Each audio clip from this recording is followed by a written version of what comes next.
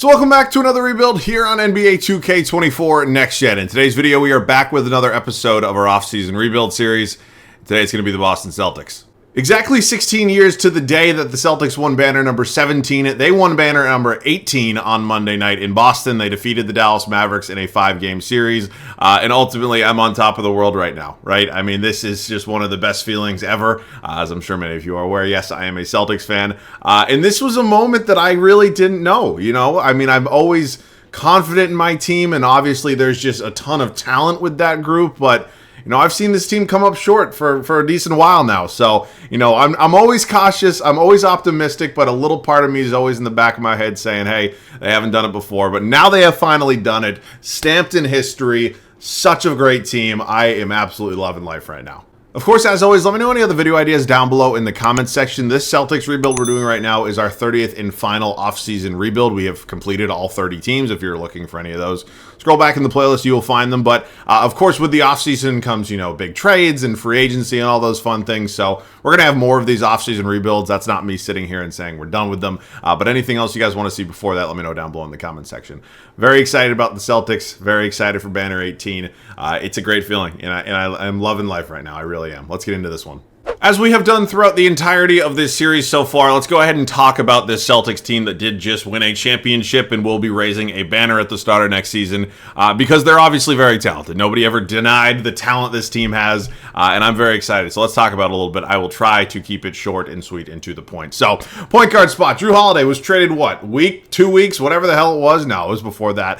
Prior to the training camp kicking off for the Celtics, and he was a seamless fit. He was almost exactly what this team was looking for. He was a better version of, as much as it pains me to say this, he's a better offensive version of Marcus Smart, and he doesn't have CTE. It's just the nicest way I can possibly phrase it. But no, I absolutely love Jrue. I am so thankful for him actually coming here. Being a Celtic, he was fantastic and exactly what this team needed. Peyton Pritchard, who did not have a good finals series, except for the fact that he hit 2 shots, and both of them were half-court shots at the buzzer. Just absolutely insane. No, Pritchard established himself as a pretty solid backup point guard option after ultimately falling out of the rotation almost entirely, especially for the playoffs last season, because Malcolm Brogdon was their backup point guard. They had him as the 6th man of the year, and Pritchard's role diminished, and then he came back this offseason, he re-signed a contract, and now he's here. Pretty solid option. Shooting guard spot, Derek White. Derek White. I fucking love Derek White. I'm waiting for the contract extension that he is going to get this offseason. I believe he's eligible for like 5 over 126, something like that. But Derek White is such a key player for the Celtics, and he was underrated for such a long time. Finally kind of getting the credit he deserves. I hope his tooth is fine, but I love Derek White. I really do. Svi and Jaden Springer did not ultimately play, you know, too much at all in the playoffs, really, except for kind of just like garbage time. But in terms of Jaden Springer especially, I don't think there's a lot of upside, especially defensively there. So he's definitely somebody I'm not going to take my eyes off of. I don't know if his overall is going to get to the point where he'll crack this rotation, but I like Jaden Springer. I think the upside's there. And then Svi, I don't know.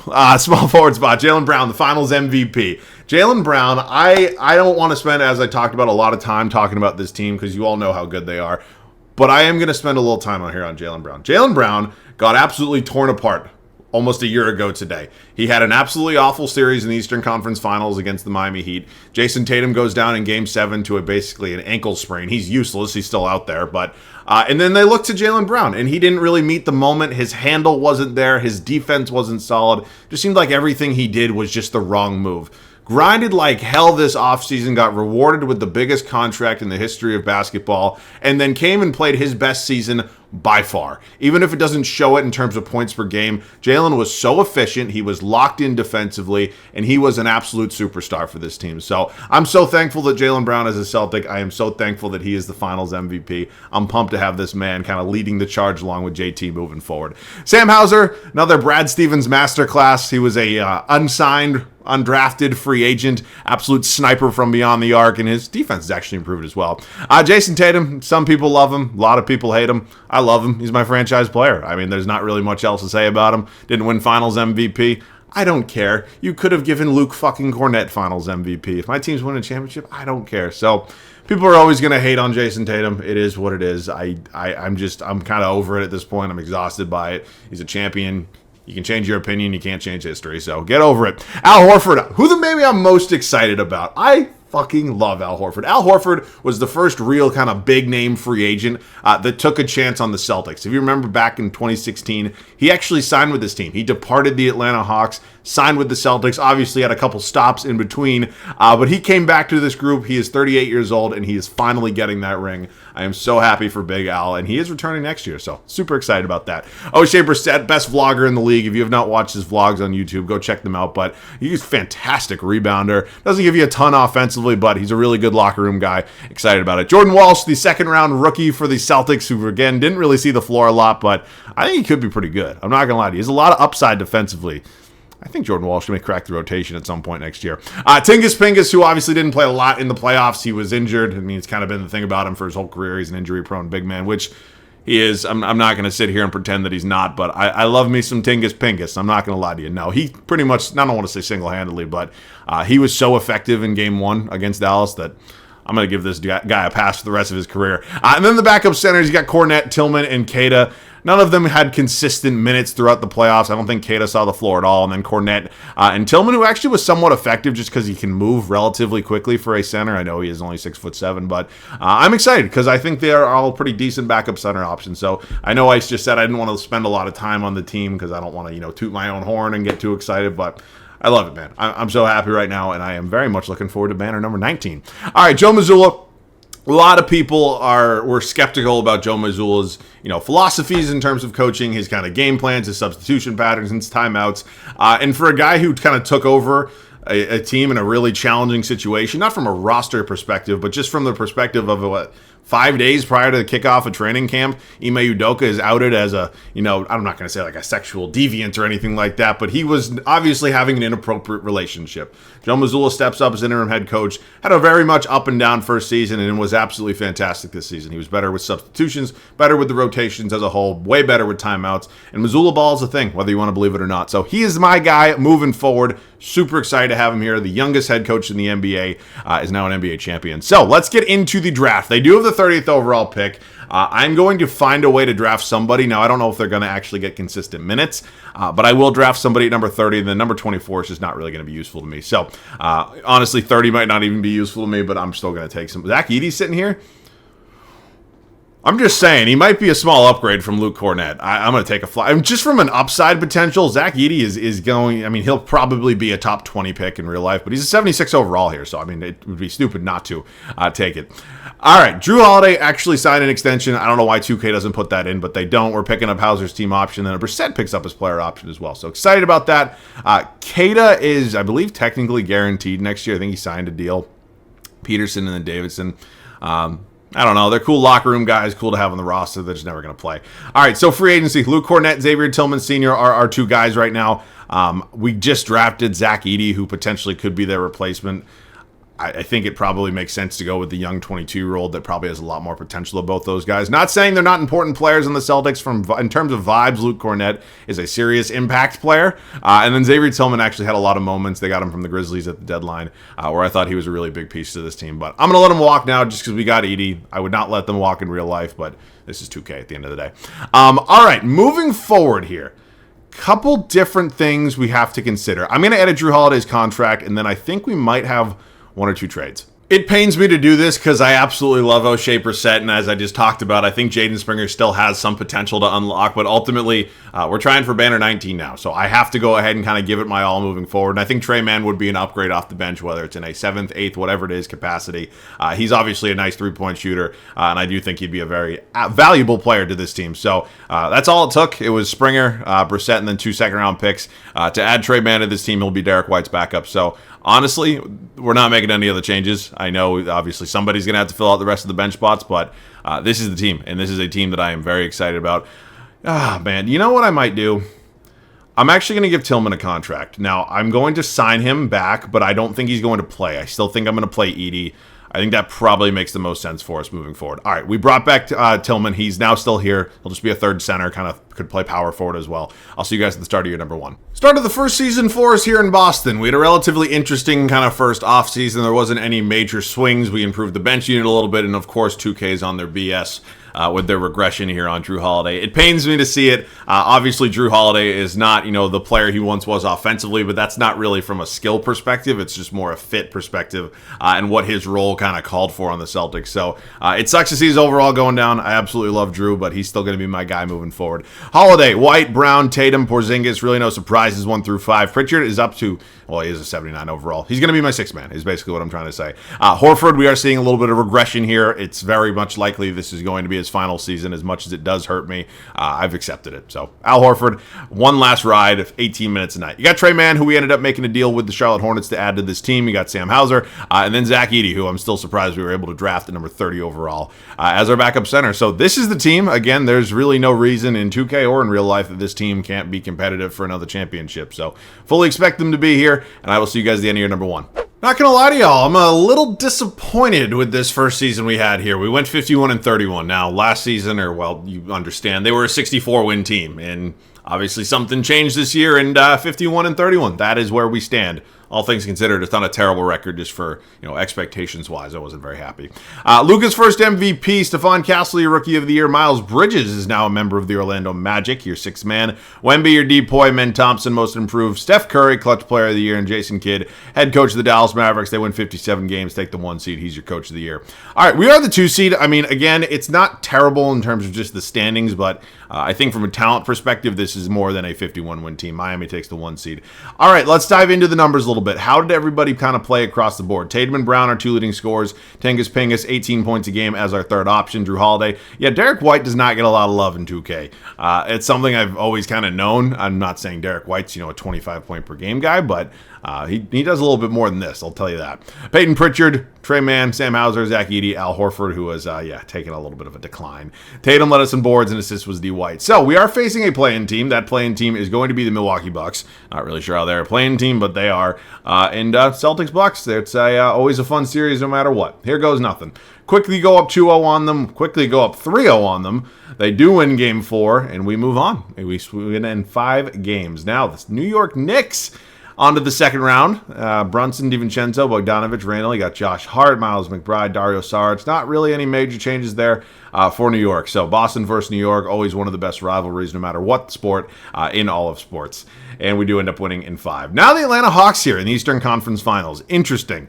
Really, I mean, Alex Sarr is here, but other than that, there's really not a lot. Ooh, Cam Johnson as well.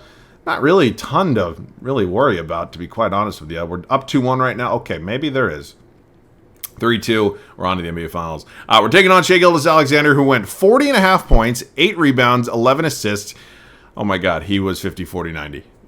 Those are fucking insane numbers. And Jason Tatum, Eastern Conference Finals MVP. So, yeah, you all guessed it. OG Anunoby here, as he always is. And, yeah, I mean, this Thunder team's very good. They're a pain in the ass every single time I do one of these rebuilds, and they'll probably beat me right now just because that's just the way it goes. It's just 2K loves the fucking Thunder. It is what it is. All right, let's get into offseason number 2. LeBron was a Piston for a year. Okay. Al Horford also calling it a career. We all knew damn well it was going to come. He did not have a great season statistically. We're just going to let him ride off into the sunset. The man got his ring. He's a 2-time national champion in college. He had a fantastic career. All right, let's get into it. LeBron entering the Hall of Fame. Jersey retirements. LeBron James. Draft lottery time. The Celtics do not have any picks that would currently be in the lottery. I just know that off the top of my head. Good. Thunder just won however many fucking games. They swept the finals, and now they have the number 1 overall pick. Just fantastic. Fantastic. We're bringing back Missoula. He's a very good head coach in my opinion, so let's just pay the man his money, bring him back, and very excited about it. Okay, draft. Do we have our first? I don't know. We do. It's at number 23. I'll draft somebody. I don't know if they're going to stay on the team, but we are now maybe in the market for a new backup power forward, so a couple different paths we could go. Bailey, Flag, Ivisic. Oh, good God. All right, in terms of power forwards here, Amari Billu, Xavier Booker sitting here. Rocco Zakarski. I think I've drafted him before based on name alone. I'm pretty much between Billu right now or Booker. Just curious. Buck Williams. Tingus Pingus, we already have. I don't really know who I'm thinking of right now. I guess maybe I just lean a little bit towards Booker, but like if you look at like their rankings, like just if you swap them, they're basically identical. I don't know. We'll take Xavier Booker. I'm not saying that was the right pick. I don't know a lot about the 2025 draft. He is going to be a 73 overall. Tatum is going to decline. Jason Tatum also very much likely to get an extension from the Celtics this offseason. So he's obviously my number one priority. Same with Derek White. Tatum has 14 offers, none of which are actually real. So let's just pay him a whole fuck ton of money. Same with D. White. And then we'll actually offer Hauser first just because man is restricted. So we get everybody back. Surprise, surprise. Trey Mann going to want about $11.5 million a year. He's going to resign as well. And now we have to probably make at least one change. I'm not saying it's going to come with the starting lineup because I do like this starting five a lot, but I'd like to improve the bench just a little bit. Jeremy Sohan would be an absolutely fantastic addition to this bench unit. He would be a significant upgrade in terms of what we have right now. Obviously, the loss of Al Horford definitely stings a little bit, but we're going to offer up Tillman and Booker. Obviously, we just went ahead and drafted Xavier Booker at number 23 overall, but we're getting an upgrade here, and we're a win-now team. We're not a develop talent kind of team. I also would probably throw in Jordan Walsh. I love Jordan Walsh. I think he could be very good. Not very good, but he could be something in the NBA at some point, but ultimately, we don't really need vibes guys on, 2K. So we're just going to go ahead and hopefully get a deal done here with the San Antonio Spurs. And they do agree. All right, welcome to the team, Jeremy Sohan. Now going to be Tatum's backup. It does improve our bench a little bit. I'm worried pretty significantly at this point about the regression here of Drew Holiday, but it's something we're just going to have to roll with heading into year number 2.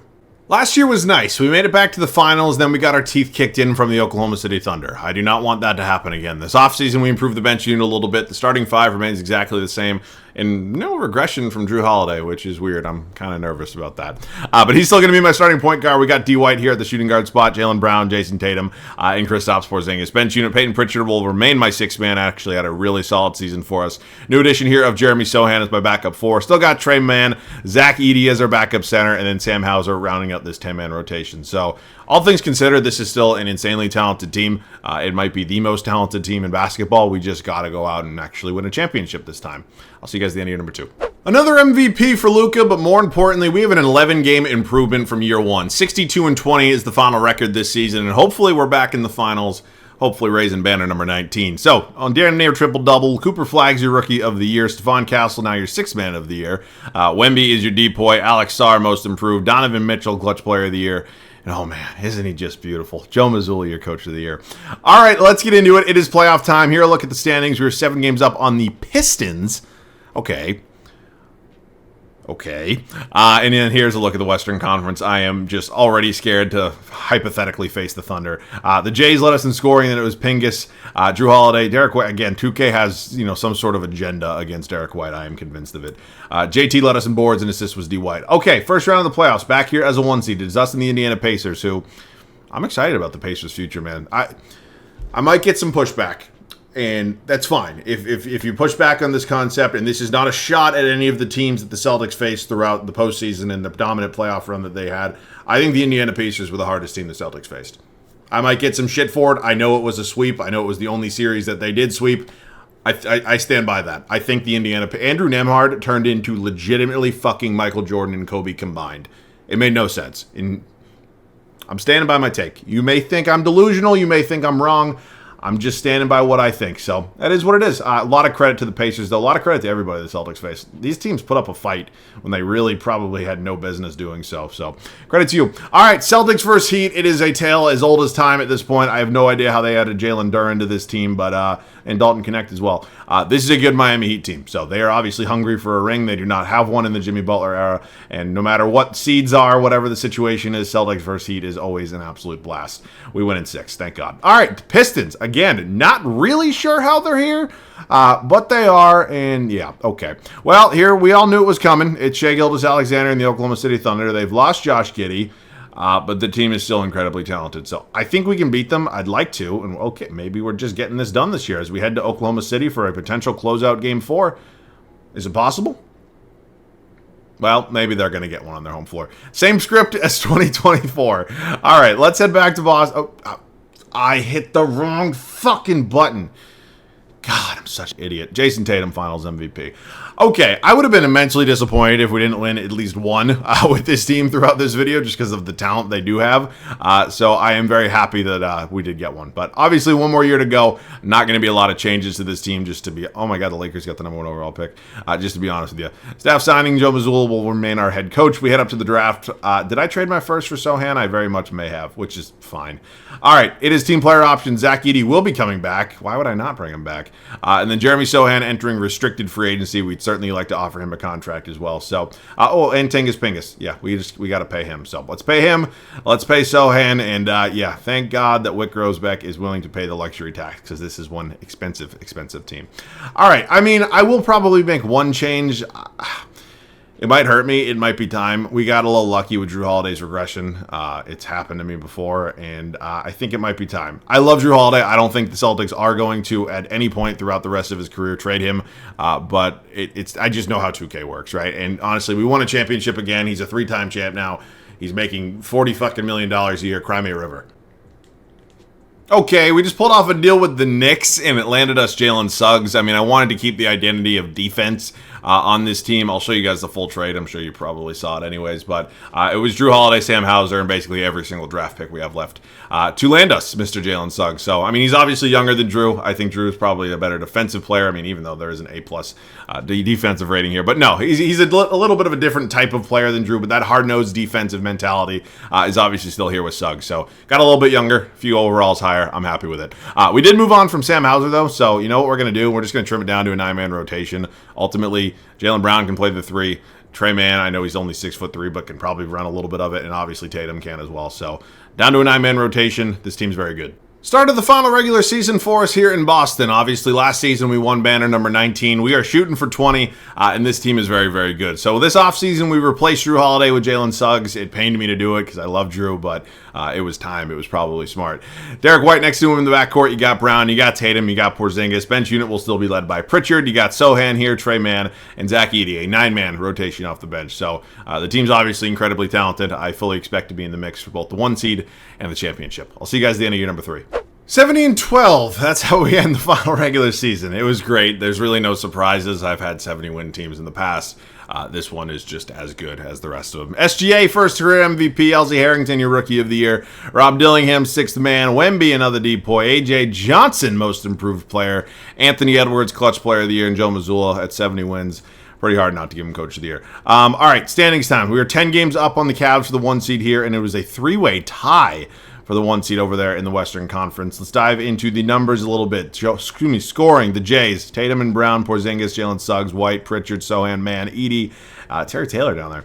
Rebounds, Porzingis, and Tatum, actually, and then assists was D. White. First round of the playoffs, it is us in the New York Knicks. They no longer... Okay, interesting. Is Drew Holiday just not... I don't fucking know. I don't know. We are just... Yeah, thanks for coming. All right, Atlanta Hawks here.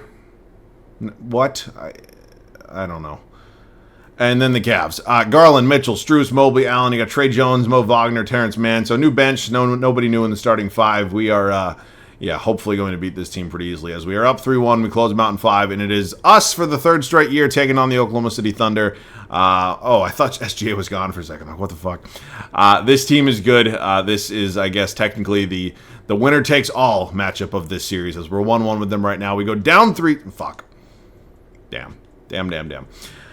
All right, would have been nice to get more than 1, but I'm never going to consider a video a failure where I won a championship. So, yeah, I mean, there's not a lot to do with this team, right? It's just kind of the way it is when you have teams as good as this. It's like there's probably like 5 teams in the league like this in the league right now where, I mean, there's going to be changes. There's not going to be anything major, but this one was fun. I'm still on top of the world right now because my Celtics won a championship, so... Yeah, it's a great feeling. If any of you are fans of teams that have won a championship in your lifetime, I'm sure you know the feeling very, very well. It's a great one, and I hope it doesn't go away. So I'm very much looking forward to next season already. It's crazy because, like, part of me, like, watching that Game 5 was like, oh, I'm so happy my team's winning a championship. And I'm like, shit, I don't get basketball till October, so bittersweet. Obviously, I take the championship 10 times out of 10, but yeah, man, it's time for the offseason, though, officially. I am ready for the draft. I am ready for free agency. I am ready for the 2 a.m. Woj bombs that are undoubtedly going to be coming at some point, and this was a really fun season. I hope you guys all enjoyed it. So that is it for me. Let me know any other video ideas down below in the comment section, and I hope you guys enjoyed this one. So as always, thanks so much for watching. I love you guys. I'll catch you guys all in the next one.